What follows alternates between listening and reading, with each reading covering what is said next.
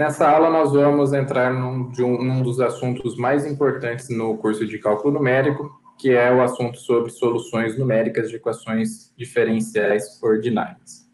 Nós vamos dar início aqui ao método de Euler.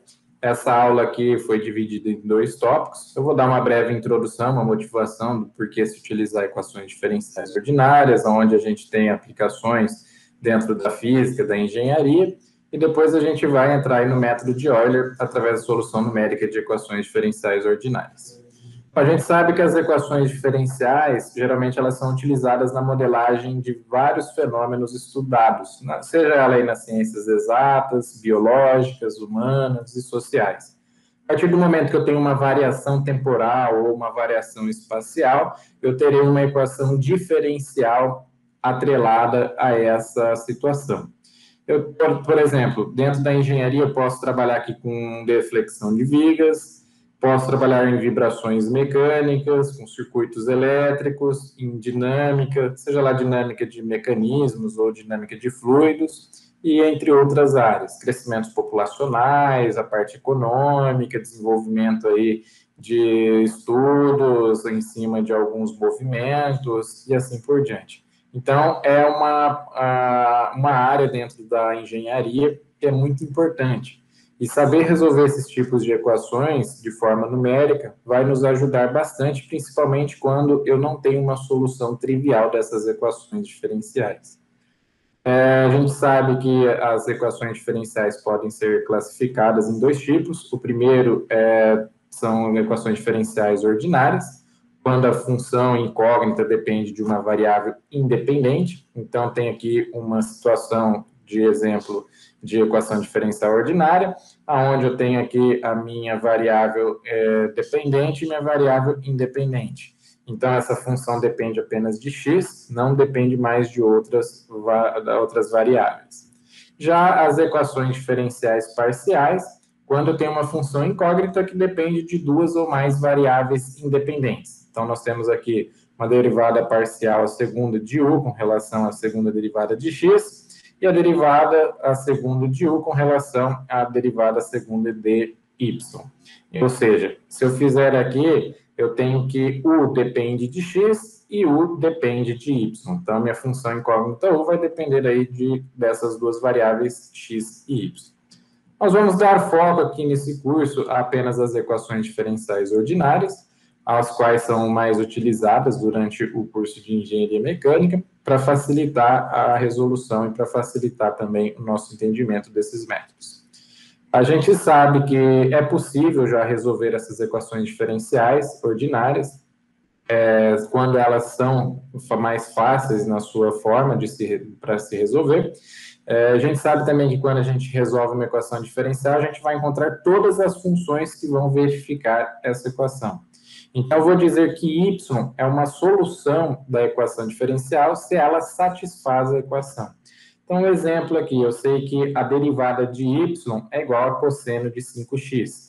Se eu pegar aqui, como está derivando, para achar quem que é o y, eu vou precisar fazer a integral.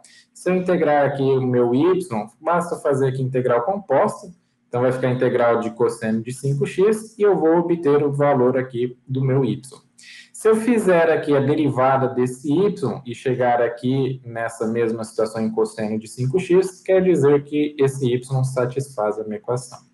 Numa equação trivial como essa, é fácil resolver de maneira analítica, mas a maior parte dos problemas encontrados na engenharia, eles são equações diferenciais geralmente não linear, tem uma não linearidade muito forte, tem composição de um sistema misto de equações, sejam elas equações diferenciais com equações algébricas, e a solução analítica acaba ficando um pouco complicada. Então, eu faço a utilização de métodos numéricos para resolver esses tipos de equações diferenciais, para que nós possamos obter uma aproximação da solução da nossa equação diferencial. Então, a maior parte, como eu falei, não tem como resolver analiticamente, então a gente faz a utilização de um método numérico. Antes da gente fazer a introdução do método numérico, a gente precisa saber que uma propriedade importante dos métodos computacionais para a solução de uma equação diferencial ordinária é a discretização.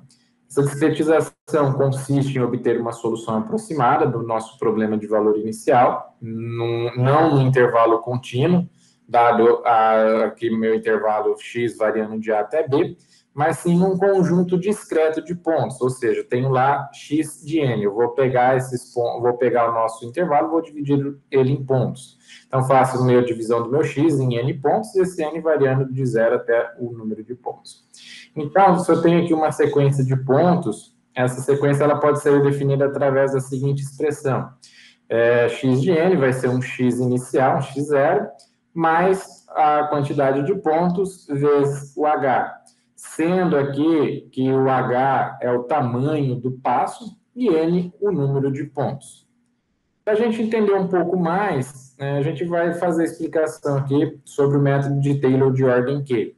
Então, seja uma equação diferencial, juntamente com a condição inicial, então eu tenho uma equação diferencial dada aqui por y', que é igual a uma função que vai depender de x e de y, sendo x a minha variável independente e y a minha variável dependente, e eu tenho uma condição inicial. Então, para quando o y de x de 0, eu vou ter aqui um y0. Então, a função f, aqui no caso, pode ser linear ou não. Então, mas eu vou considerar que f seja contínua e suficientemente derivável em relação a x e a y.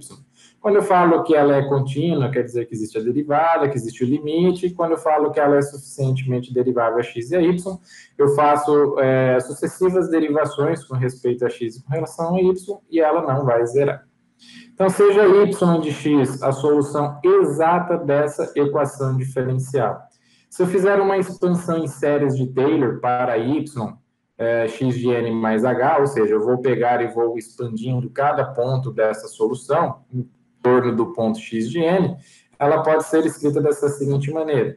Então, y, que vai ser o próximo valor do x mais um passo, vai ser o valor dessa função para y, mais o passo, vezes a derivada desse valor, mais o passo ao quadrado dividido por 2 fatorial, vezes a derivada à segunda dessa nossa função, e assim sucessivamente, até uma derivada q mais 1, dividido por q mais 1 fatorial dessa nossa função. E aqui, esse termo aqui, como a série de Taylor ela pode ser infinita, eu vou truncar, e esse termo aqui é conhecido aí como o erro de truncamento local. Então, sendo f suficientemente derivável, eu consigo obter as derivadas da nossa expansão anterior, considerando a derivada total de y' com respeito a x. Então, se eu tenho aqui um y' é f de xy, a segunda derivada vai ser a derivada desse nosso f de xy. Então, se eu fizer a derivada total com respeito a x, então vou ter aqui derivada parcial de f com relação a x, dx vai dar 1, por isso que aqui sobra, mais a derivada parcial de f com relação a y, dy dx. Ou seja, eu terei aqui a derivada com relação a x, eu vou chamar aqui essa derivada de f com relação a x de fx, mais a derivada de f com relação a y, eu vou chamar aqui de fy, e a derivada de y com relação a x é o y', que é o próprio f de xy. Por que eu falei que precisa ser suficientemente derivável a nossa função? Porque para calcular a nossa expansão de Taylor, eu vou ter a segunda derivada, a terceira, a quarta, a quinta, a sexta e assim por diante. Vou ter infinitas derivadas. Por isso que eu preciso ter uma função que seja suficientemente derivável. Então, se eu fizer a mesma ideia aqui do y 3 linhas, vai ser o f 2 linhas, vai ser a derivada total de f de x, e mais desse termo aqui com relação a x e com relação a y. Então, se eu truncar a expressão anterior após q mais 1 termos, eu vou obter essa seguinte expressão. Então, yx de n mais h vai ser o y de x de n, mais o passo vezes a nossa função para x de n e y de x de n, até um h elevado a q, que é fatorial f de q menos 1, x de n, yx de n. Uma relação exata entre valores aproximados da solução da equação diferencial pode ser substituindo-se y de x de n por apenas y de n. E posso substituir também o meu f de j de x de n, y de x de n, por apenas f de j de n.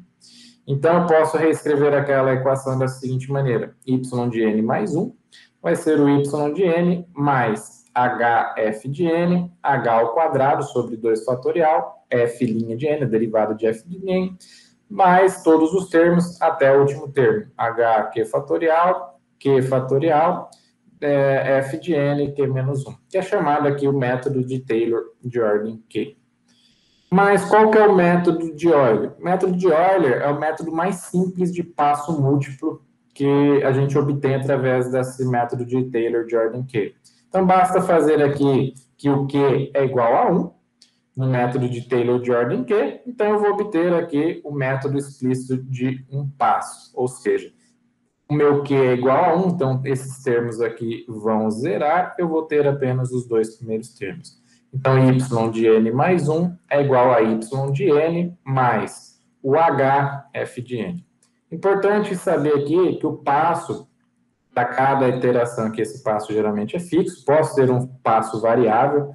Nós não vamos entrar aqui em questão de passo variável nesse curso de cálculo numérico, mas esse h geralmente é calculado através da variação do nosso intervalo ou da quantidade de pontos que eu tenho.